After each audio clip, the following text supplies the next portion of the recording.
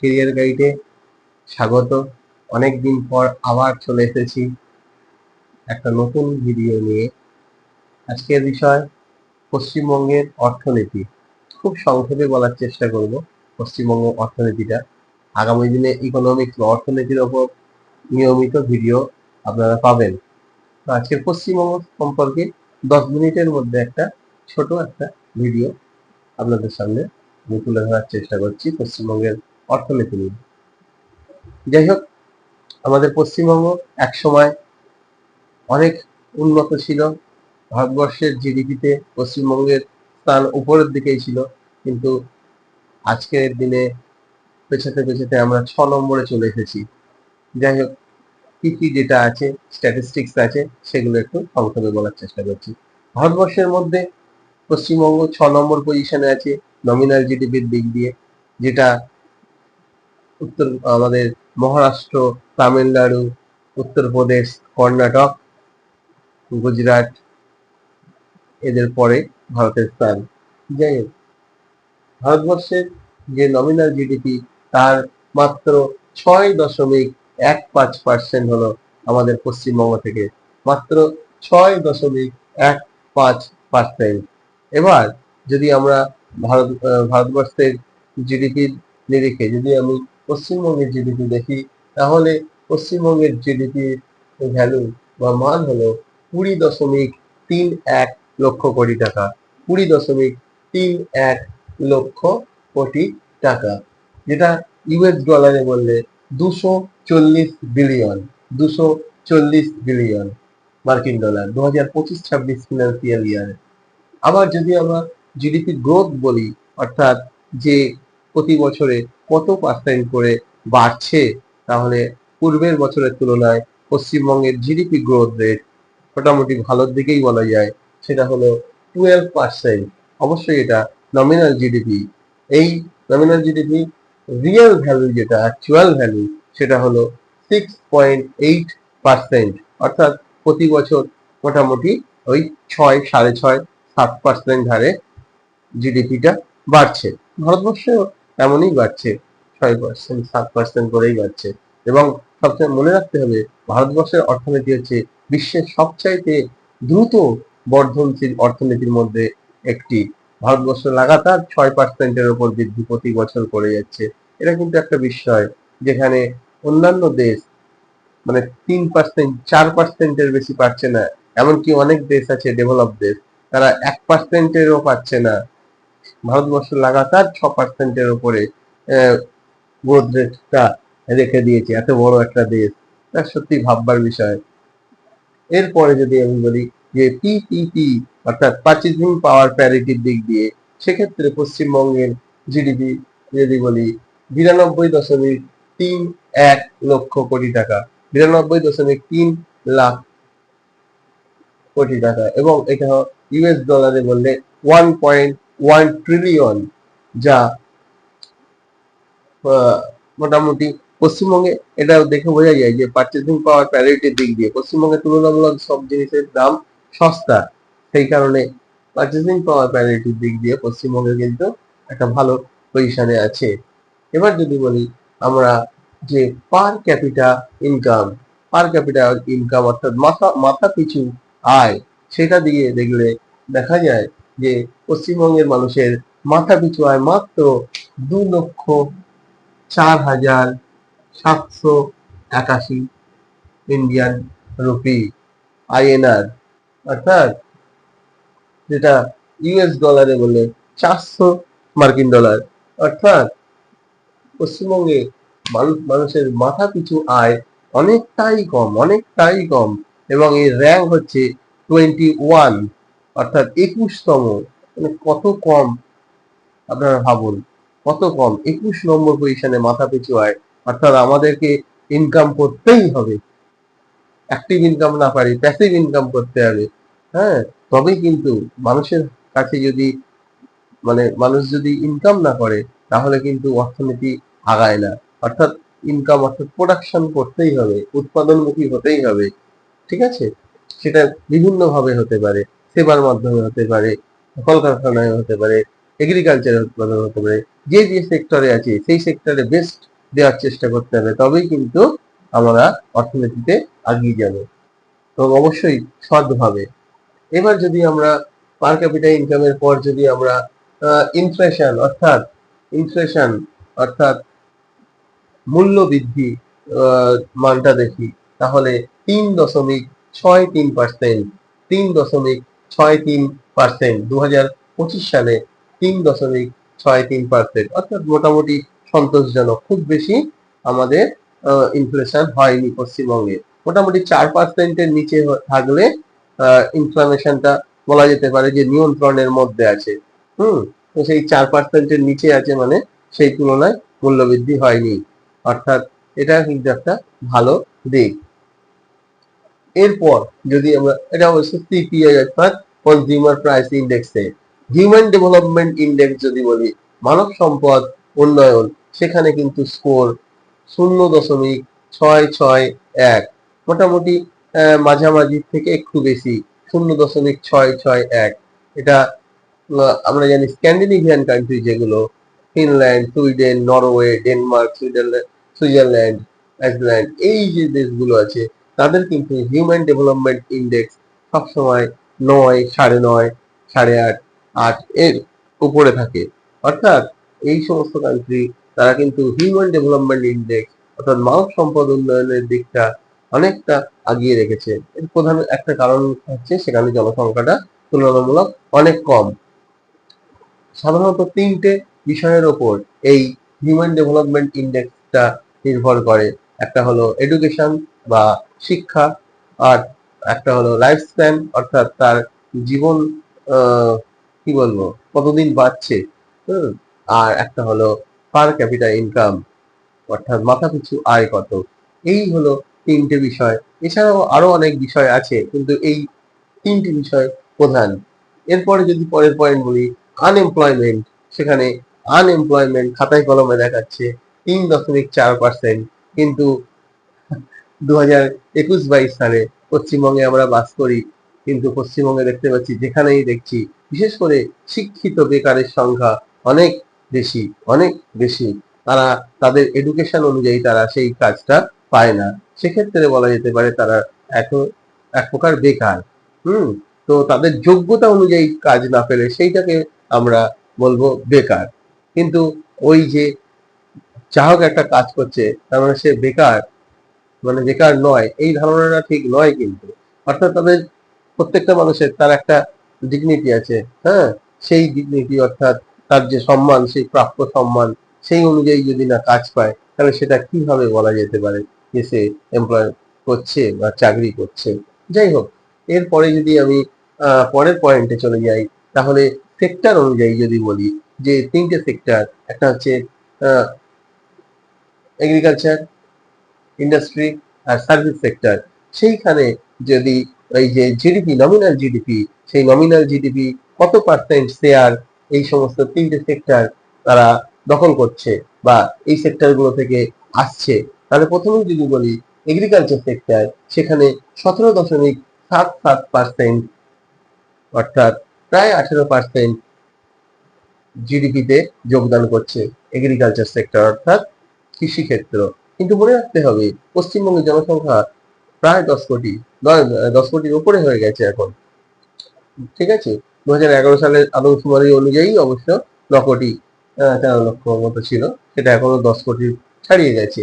তো এগ্রিকালচারে যে 17.77% জিডিপিতে যোগ দিচ্ছে, কিন্তু এই এগ্রিকালচার সেক্টরে অনেক মানুষ যুক্ত, অনেক মানুষ, তারা খুব কম পয়সায় সেখানে কিন্তু খাটাখাটনি করছে এবং তারা সন্তুষ্টি আছে সেইখানে।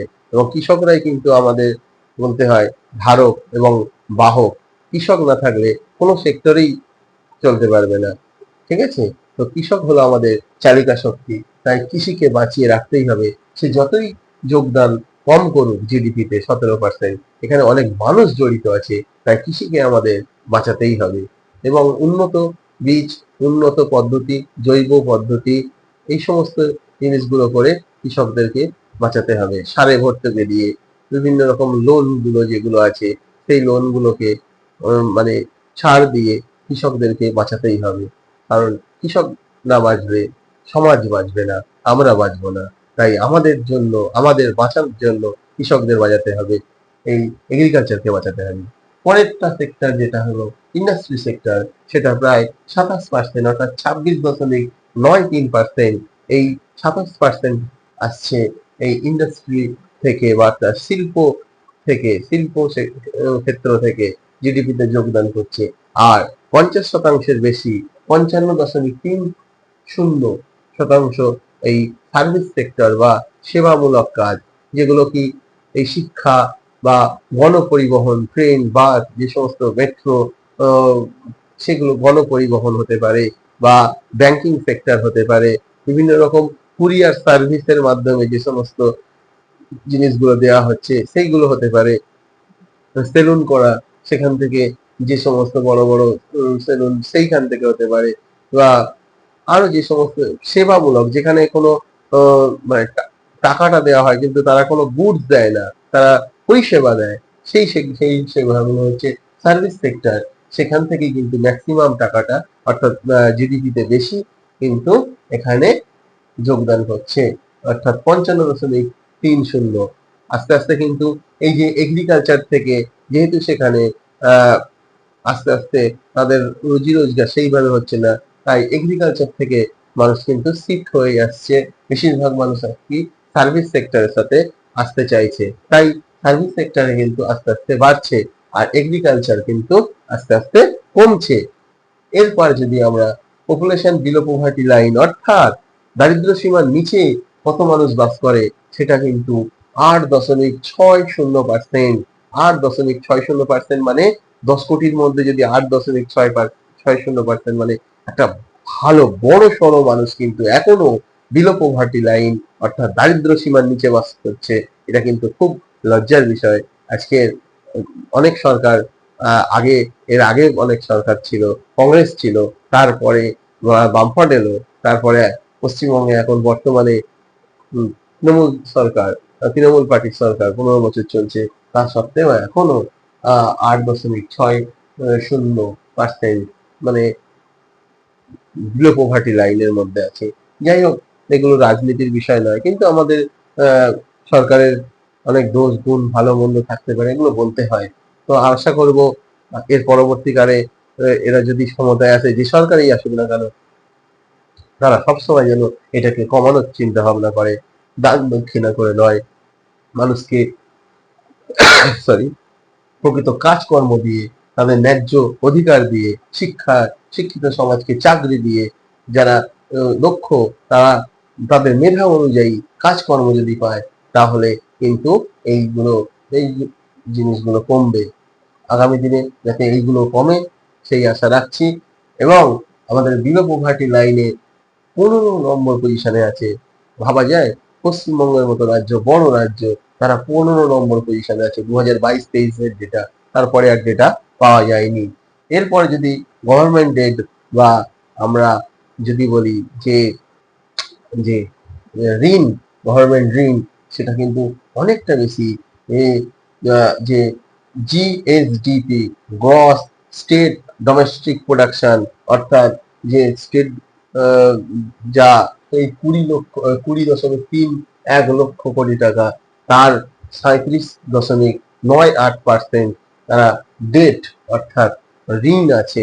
তাহলে বোঝা যাচ্ছে কত শতাংশ, কত বেশি ঋণ আছে সরকারের মাথায়।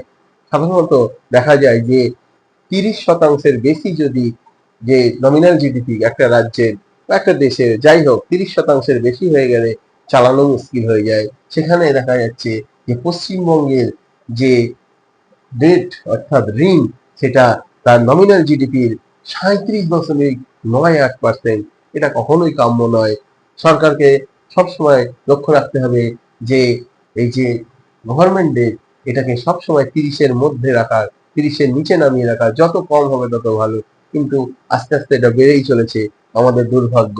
এবং বাজেট ব্যালেন্স, যেটা যে রাজস্ব আয় হচ্ছে এবং যা খরচা হচ্ছে, যা ইনকাম হচ্ছে, তার চাইতে বেশি খরচা হয়ে যাচ্ছে, সেই বাজেট ঘাটতি হয়ে যাচ্ছে প্রায় -73.177, অর্থাৎ ইনকাম কম হচ্ছে, খরচা বেশি হয়ে যাচ্ছে। 73,177 কোটি টাকা। প্রতি বছর ৭৩,১৭৭ কোটি টাকা। অর্থাৎ যতদিন যাচ্ছে এই বাজেট ঘাটতি, বাজেট ব্যালেন্স, এটা মাইনাসে চলে যাচ্ছে। এটাকে কিন্তু কমাতে হবে। হ্যাঁ, এটা হচ্ছে উদ্দেশ্য। এবং সেটা হচ্ছে যে নমিনাল জিডিপি, যে জিএসডিপি, তার ৩.৬% বাজেট ঘাটতি। ভাবা যায় না, মানে ৩%-এর বেশি চলে গেছে বাজেট ঘাটতি। এটা কখনোই কাম্য নয়। একটা ডেভেলপ যদি হতে হয়, ডেভেলপ রাজ্য যদি হতে হয়, তাকে এত বাজেট ঘাটতি দেখালে হবে না। রেভিনিউ অর্থাৎ যে ইনকামটা হচ্ছে, সেটা হচ্ছে ২.৬৬ লক্ষ কোটি টাকা। ইউএস ডলারে বললে ৩১.০ বিলিয়ন মার্কিন ডলার। এবং যে এক্সপেন্স অর্থাৎ খরচা হয়ে যাচ্ছে ৩.১৩ লাখ কোটি টাকা, ইন্ডিয়ান রুপি, আইএনআর। এবং সেটা যদি ইউএস ডলারে বলি ৩৭ বিলিয়ন মার্কিন ডলার। অর্থাৎ এখানে দেখতে পাচ্ছি যে যা রেভিনিউ আসছে তার চেয়ে বেশি খরচা হয়ে যাচ্ছে। অর্থাৎ বাজেট ঘাটতি আমাদের কিন্তু বেড়েই চলেছে। এরপরে যদি কিছু ডেটা বলা যায়, যে পশ্চিমবঙ্গের বিভিন্ন যে সেক্টর গুলো আছে, কর্মক্ষেত্রগুলো আছে, সেইগুলো কিন্তু পশ্চিমবঙ্গকে অনেকটা আগিয়ে নিয়ে যেতে পারে অর্থনীতির দিক দিয়ে। সেগুলোকে যদি ডেভেলপমেন্ট করা যায়, প্রপারলি গাইড করা যায়, তাদের ম্যানেজমেন্টকে ঠিক করা যায়, উদ্দীপ্ত করা যায়, অনেক মানুষের কর্মসংস্থান হবে। আমরা জানি পশ্চিমবঙ্গের এই যে বানতলায় লেদার কমপ্লেক্স, কড়াইডাঙ্গার কাছে প্রচুর প্রচুর মানুষ, প্রায় ৫ লক্ষ মানুষ প্রতিদিন কাজকর্ম করে। সেখানে ৫০০-র বেশি ট্যানারি আছে। এবং এটি হলো এশিয়ার সবচাইতে বৃহত্তম চর্মনগরী, বানতলার কড়াইডাঙ্গা এলাকায়। তো সেখানে সেই যে প্রপার ওয়েতে তারা যাতে কাজকর্ম করে, তারা ঠিকঠাক রুজি রোজগার পায়, এবং তাদের যে বর্জ্যগুলো সেগুলোকে যদি নিয়মিত পরিষ্কার করা যায়, রক্ষণাবেক্ষণ করা যায়, সেখানে কিন্তু অনেকটা রেভিনিউ পাওয়া যেতে পারে।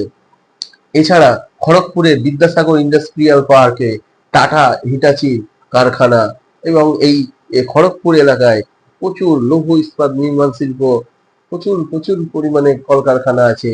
তো সেইগুলোকে একটু জোর দিয়ে যদি চালানো যায়, অনেক মানুষ উপকৃত হয়।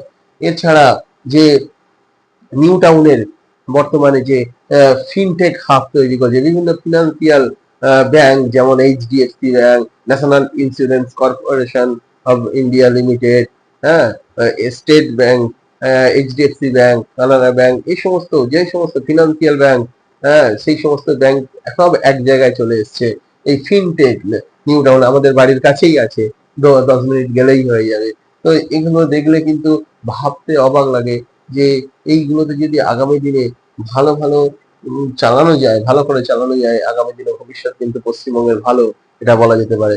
এছাড়া নিউ টাউনের কাছে যে সিলিকন ভ্যালি প্রজেক্টটা, যেটা যদি নামানো যায়, তো ভারতবর্ষের মধ্যে একটা অন্যতম বড় সিলিকন ভ্যালি প্রজেক্ট হিসাবে আমাদের পশ্চিমবঙ্গের নাম উঠে আসবে। সেগুলো সময়ের অপেক্ষা, কবে কার্যকরী হবে দেখা যাক। এরপরে যদি কিছু খনিজ সম্পদ বা যে আমরা যদি কৃষিজ সম্পদের দিকে দেখি, তাহলে কিন্তু দেখবো পশ্চিমবঙ্গের খনিজ সম্পদের দিক দিয়ে খুবই ভালো পজিশনে আছে। বিশেষ করে যে কয়লা উৎপাদন, লৌহ আকরিক উৎপাদনে পশ্চিমবঙ্গ কিন্তু যথেষ্ট ভালো পরিমাণে পাওয়া যাচ্ছে। এছাড়া আমরা যদি ধানের দিক দিয়ে দেখি, যে কৃষিজ ফসলের দিক দিয়ে ধান উৎপাদনে কিন্তু পশ্চিমবঙ্গ অনেকটা, অনেক সব রাজ্যের চাইতে মানে প্রথম দিকে আছে, একদম ফার্স্ট। এবং ভারতবর্ষের সবচাইতে যে ধান উৎপাদনশীল রাজ্য, সেখানে পশ্চিমবঙ্গের স্থান প্রথম। এবং 16.76% যে টোটাল ধান উৎপাদন হয়, তার 16.76% পশ্চিমবঙ্গে হয়। এছাড়া আলু উৎপাদনে কিন্তু সেকেন্ড পজিশনে আছে। আলু উৎপাদনে, মাছ উৎপাদনে অন্ধ্রপ্রদেশের পরে পশ্চিমবঙ্গ সেকেন্ড পজিশনে আছে। এবং এই 20.45 লক্ষ মেট্রিক টন মাছ উৎপাদন হয়েছে। চা উৎপাদনে আসামের পরে পশ্চিমবঙ্গ সেকেন্ড পজিশনে আছে। এবং 414 মিলিয়ন কেজি চা উৎপাদন প্রতি বছর পশ্চিমবঙ্গ থেকে হয়। সবজি উৎপাদনে 2020 সালে ফার্স্ট পজিশনে ছিল, বর্তমানে সেকেন্ড হয়েছে। যাই হোক, সেই সবজি উৎপাদনে সেখানে 26,354 মেট্রিক টন সবজি উৎপাদনে 2020 সালে ফার্স্ট পজিশনে ছিল। ভোজ্য তেল উৎপাদনের একটা বড় অংশ কিন্তু পশ্চিমবঙ্গ থেকে পাওয়া যায়। প্রায় 10% এডিবল অয়েল অর্থাৎ ভোজ্য তেল, সেটা কিন্তু পশ্চিমবঙ্গ থেকে পাওয়া যায়। এমএসএমই এমএসএমই কিন্তু পশ্চিমবঙ্গে মানে একটা বড় ফ্যাক্টর। উত্তরপ্রদেশের পর পশ্চিমবঙ্গে কিন্তু এমএসএমই তে মানে বিশাল বড় বড় ইউনিট, প্রায় 88.67 লক্ষ ইউনিট, যেটা সারা ভারতবর্ষের 14% এমএসএমই এখানে কিন্তু আছে। এছাড়া কয়েকটা বিখ্যাত বিখ্যাত যে সেক্টর গুলো আছে, অঞ্চল আছে, সেখানে কয়েক লক্ষ মানুষ কাজ করে। যেমন আমাদের যে খড়গপুর এলাকায়, সেখানে কিন্তু অনেক মানুষ কাজ করে। লৌহ ইস্পাত প্রায় 1200 একর জায়গা জুড়ে আছে। এছাড়া আমাদের জালান, হাওড়ার জালানে, সেখানে কিন্তু 2000 একর এলাকায় সেখানে প্রচুর মানুষ কাজকর্ম করে। সাকরাইলে সেখানেও প্রচুর মানুষ কাজকর্ম, ইন্ডাস্ট্রিয়াল হাব। এছাড়া পানাগড় আছে, ডানকুনি ইন্ডাস্ট্রিয়াল পার্ক আছে। এছাড়া জঙ্গল সুন্দরী আছে, পুরুলিয়ার রঘুনাথপুর অঞ্চল আছে। সেই সমস্ত জায়গায় সেইগুলো যদি ডেভেলপ করা যায়, আরো আরো ডেভেলপ করা যায়, তাহলে আগামী দিনে আমরা বলতে পারি যে পশ্চিমবঙ্গ একটা ভালো জায়গায় অর্থনীতিতে যাবে। এই আশা ভরসা রেখে আমি এই যে পশ্চিমবঙ্গের অর্থনীতি আগামী দিনে আরো ডিটেলে এবং ওই সমস্ত সেক্টর গুলোকে ডিটেলে বলবো, কোন কোন সেক্টর গুলো আছে, যে ওই কোন কোন অঞ্চল, চর্মনগরীতে কোন আহ, আহ, আহ, কারখানা এসছে, কারা সেখানে প্রোডাকশন করছে, বানতলাতে কারা, হাওড়ার পানাগড়ে কারা, বর্ধমানে পানাগড়, হাওড়ার জালানে কারা আছে, সেগুলো ডিটেলে কোনো এক সময় আলোচনা করব। আজকের এই পর্যন্ত বলে আজকের এই ভিডিওটা এখানেই শেষ করছি। সবাই সাথে থাকবে। আশা করি আগামী দিনে আমি নতুন নতুন ভিডিও আপলোড করব। আমার চ্যানেলটাকে সাবস্ক্রাইব করবে, এই আশা রেখে আমি আজকে এই পড়াটাকে এখানেই শেষ করছি। ধন্যবাদ।